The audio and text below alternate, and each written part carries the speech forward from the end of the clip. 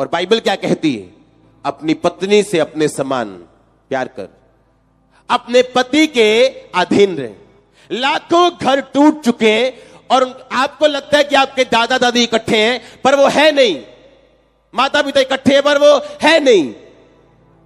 बच्चों की वजह से साथ रहने का मतलब यह है आप ऑलरेडी डाइवोर्स हो चुके हो, बस पेपर नहीं है आपके पास डाइवोर्स के। बाइबल कहती है अगर पति और पत्नी एक मन नहीं है तो उनकी प्रार्थनाएं रुक जाएंगी। बाइबल कहती है, पौलुस ने कहा तुम्हारी प्रार्थनाएं ना रुके और शैतान का दाव तुम पर ना चले, इसलिए पति और पत्नी दोनों एक मन रहो। यह बाइबल की प्रोफेसी है। एक वचन छोटा सा, अब देखो हुआ क्या। मां की चली कैसे, उसने अपने बेटे को भेजा, स्वादिष्ट खाना बना के उसके बाजुओं पर बकरी की खाल बांध दी, गले पे बकरी की खाल बांध दी। जब वो लेके गया अपने पिता के सामने, उसका पिता बोला ओए इतनी जल्दी कैसे आ गया तू शिकार करके? कहता तेरे परमेश्वर ने उसको मेरे हाथ में कर दिया। झूठ बोला। उसने जब देखा टटोला, या ये तो वाकई मुझे बोल तो याकूब सा लगता है, पर इसके कपड़ों की स्मेल, जब उसने हाथ लगा के देखा बाजुओं पे कि ये तो बालों वाला पुरुष है, ये एसाव ही है, तो उसको आशीष दी। जब एसाव आया मांस का वो लेके, तो उसने कहा मैं तो आशीष दे चुका हूं। और बाइबल कहती एसाव ने अपने मन में ठान लिया कि जब मेरे फादर की डेथ होगी मैं याकूब को भी मार दूंगा। उसकी वाइफ को फिर पता चला कि एसाव ने ऐसा सोचा, याकूब को भगाना पड़ा उसे अपने घर से। हाँ कि ना? भगाया कि नहीं भगाया? अब इमेजिन करो, सिर्फ 4 जन है फैमिली में। कौन कौन? फादर, मदर, 2 भाई। अब एक भाई चला गया कहां पे? मीलों दूर। वाइफ का मुंह उधर है क्योंकि हस्बैंड उससे नाराज है कि तूने ऐसा क्यों किया। हस्बैंड का मुंह इधर है, एक बेटा दूर है, और दूसरा बेटा जो एसाव बचा उसने इस्माइल की बेटी के साथ शादी की जिससे इसहाक नफरत करता था। पूरी फैमिली टूट गई उनकी। रीजन क्या निकला?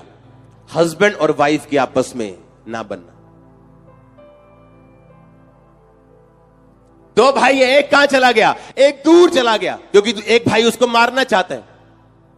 उसकी मां ने बोला था, कहती आशीष तुझको लगे और श्राप मैं कमाऊं। अपने लाइफ के जीते जी रिबिका याकूब को दोबारा कभी नहीं देख पाई जब वो चला गया उसके घर से। अपने फेवरेट बेटे को अपने लाइफ टाइम उसने कभी नहीं देखा। क्या आपको ट्रेजेडी नहीं लगती है? हां, क्या आपको ट्रेजेडी नहीं लगती? मैंने कहा क्या दुखी होने वाली बात नहीं है क्या? हां, कि जिससे आप प्यार करते हो वो चला गया। हस्बैंड से आपकी बनती नहीं, जिस बेटे के लिए किया वो बेटा दूर भेजना पड़ा, और जो बेटा दूसरा था वो दूसरे का दुश्मन है। अब वो बेटा ना तो बाप को बुला रहा है क्योंकि उसने इस्माइल की बेटी के साथ शादी की जो इसहाक नहीं चाहता था। वाइफ के साथ, मां के साथ बनी नहीं क्योंकि उसने छोटे भाई का साथ दिया। सारी फैमिली कचरा हो गई। रीजन क्या निकला? एक वचन तोड़ना। क्या था वो वचन? पत्नी अपने पति के अधीन रहे, पति अपनी पत्नी से प्यार करे। आपको क्या लगता है? छोटा सा वचन है, कोई प्रॉब्लम नहीं, टूट गया तो, पर उसका असर कहां जाएगा? यीशु मसीह के मुंह से निकला वचन छोटा सा आपकी जनरेशन बना सकता है या बिगाड़ सकता है। आप देखो, जनरेशन बनानी है कि बिगाड़नी है। हालेलुया। अगर मेरे बच्चे को मेरी पत्नी ने कुछ करने के लिए मना किया और उसे मालूम है कि पापा के पास जाओ कुछ हल हो जाएगा, और मेरे पास आए, मैं वो करूं? मैंने कहा मम्मा ने क्या बोला?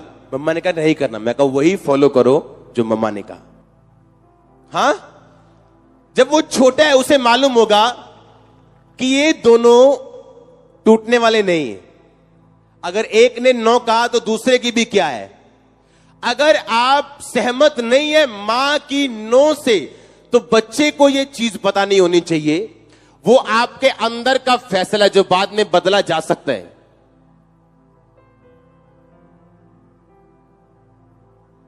बाप का फेवरेट ये है, मां का फेवरेट ये है, रखो फेवरेट। पर मां और बाप का नंबर 1 फेवरेट वो आपस में होने चाहिए, उनके बच्चे नहीं। अगर आपके बच्चे आपके फेवरेट हैं, आपका हस्बैंड नहीं या आपकी वाइफ नहीं, तो आप उस बंदे के समान हैं जो हीलिंग तो चाहता है पर हीलर को नहीं चाहता, जो चंगाई तो चाहता है पर चंगा करने वाले प्रभु यीशु मसीह को नहीं चाहता, जो एक फादर का, एक मैन ऑफ गॉड का मसा तो चाहता है पर उस मैन ऑफ गॉड को नहीं चाहता। कितने मूर्ख है वो इंसान जो अपने बच्चों से तो प्यार करते हैं, पर जिस शरीर से, जिस औरत से वो बच्चे निकले हैं उसको वो नफरत करते हैं। क्या मूर्खता वाली बात है कि जिस शरीर से तुम प्यार करते हो बच्चों से, वो जिस शरीर से निकला है उससे तुम नफरत करते हो। आप ऑलरेडी अपने डिजास्टर की, अपने विनाश की भविष्यवाणी कर चुके हो ये बात करके।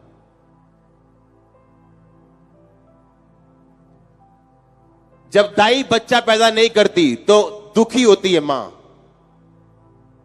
हां, अंग पैर पेट फट जाता है, कई बार दर्द ज्यादा टाइम लगी रहती है, समझ नहीं आती। जब दाई होती है तो आसानी होती है। आपकी वाइफ आपके लिए दाई के समान है। आपको जो दर्शन प्रभु ने दिया, बंदों को, मेन को, जेंट्स को, मर्दों को, आप उस दर्शन से प्रेग्नेंट हैं और आपका हेल्पर आपकी वाइफ। आप बच्चा पैदा कर सकते हो विदाउट वाइफ, विदाउट हेल्पर, पर आप दुखी होकर करेंगे। इसलिए पौलुस ने कहा सिर्फ प्रार्थना करने के वक्त अलग हो और किसी भी बात के लिए नहीं। आमीन। और ये 2 तरफा काम है, एक तरफा नहीं। मैं हैरान हूं, आपके घरों में आपकी वाइफ्स को यह नहीं मालूम कि आप कितना पैसा कमाते हो। कितनी हैरानी वाली बात है ये। क्यों? क्योंकि बंदों को भी कॉन्फिडेंस नहीं है कि अगर मैं असली तनख्वाह बताऊंगा तो पैसे इधर उधर जाएंगे, और अगर बंदों को कॉन्फिडेंस हो कि पैसे इधर उधर नहीं जाएंगे, वो भी अपनी फुल तनख्वाह बताएंगे। और जब आप हर एक चीज ओपनली एक दूसरे के सामने रखेंगे तो आपकी प्रार्थनाएं ज्यादा कबूल होंगी, आपका घर ज्यादा स्ट्रांग होगा और शैतान का वार आपके घर पे नहीं चलेगा।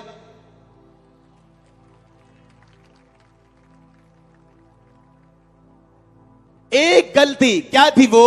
अपनी वाइफ के साथ कोई इंटीमेसी नहीं है, कोई प्यार नहीं है।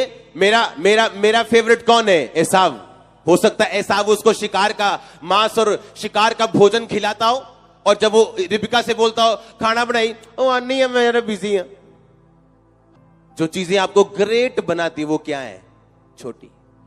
जो आपको गिराती है वो क्या है? पर है क्या? बड़ी।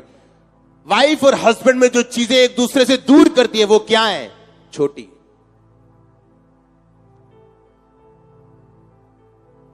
अगर मेरी वाइफ ने मेरे बेबी को ना बोला, वो मेरे पास आके उसे हां में तब्दील नहीं कर सकता। आमीन। वो ना ही है, और उसको मालूम है कि ये मम्मी ने कहा या पापा ने कहा, बात एक ही है। अगर मैंने ना बोला और मेरी वाइफ के पास वो मनाने के लिए गया या गई, तो वो भी ना ही है। क्योंकि हम उससे जरूर पूछते हैं मम्मी ने क्या बोला था, या मम्मी बोलेगी पापा ने क्या बोला था। पापा ने नहीं बोला था तो नहीं है काके। हालेलुया। कितने मेरी बात को समझ रहे हैं? एक प्रोफेसी, वो क्या है प्रोफेसी? कि तुम अपनी पत्नी से प्रेम करो, तुम अपने पति के अधीन रहो, कुछ बातों में, कि सब बातों में, कुछ बातों में। हाँ, जब पेके की बात हो तो फिर तो मतलब देखना तक नहीं, डंडा ऐसे ही है कि सब बातों में। कि जब भाई की बात हो तब भी, हाँ, कि जब अपने भाई की बात औरत करती हो तब अधीनगी नहीं। हाँ, कि सब बातों में। कहता सब बातों में। आप जब एक दूसरे को समझते नहीं, आप औरत को नफरत दो, वो आपको नरक बना देगी। आप उसको लव दो, वो आपके घर को स्वर्ग बना देगी। हाँ, आपके ऊपर है आप क्या देना चाहते हो और क्या लेना चाहते हो। आप उसको बीज दो, वो बेबी पैदा कर देगी। हां, उसमें गुणा करने की शक्ति परमेश्वर ने दी है। हाँ या ना? अब बुद्धि आप में होनी चाहिए कि कौन सी बात हमें, हो सकता है आप किसी और बात पे सहमत हो और वो किसी और बात पे सहमत हो, पर आपकी जो बाइबल सामने खड़ी है वो एक ही बात पे सहमत है। और अगर आप दोनों क्रिश्चियन हैं तो आप बाइबल पे आके खड़े हो जाएंगे। हालेलुया। और इसीलिए तो क्रिश्चियन लोग मरते नहीं। क्यों? अगर एक का दिमाग और है और एक की सोच और है तो आप बाइबल पे आ जाओगे जो एक ही सोच पे है।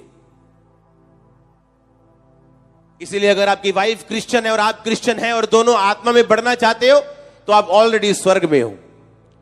धक्के खाते भी आप आ जाओगे लाइन पे, ओ आमीन छोटा चर्च। आप मेरी बात समझ रहे हो कि नहीं? ये वर्ड की प्रोफेसी है, वचन की भविष्यवाणी है जो मैं आपको दे रहा हूं। एक छोटी सी बात जो हम मैरिजेस पे सुनते हैं पर कभी ध्यान नहीं दिया। एक छोटी सी बात जो हम बाइबल पढ़ते पढ़ते ऐसे ही गुजार जाते हैं और हमने कभी ध्यान नहीं दिया। इमेजिन करो एक आत्मिक जन। मैं आपको एक क्वेश्चन पूछना चाहता हूं। एक आत्मिक जन इसहाक जिस पे प्रभु का अनुग्रह है,